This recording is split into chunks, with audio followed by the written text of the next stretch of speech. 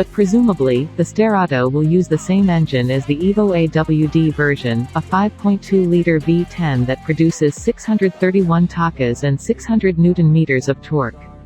One thing is certain, the Sterrato will be equipped with an all-wheel drive configuration, considering its needs on uneven roads.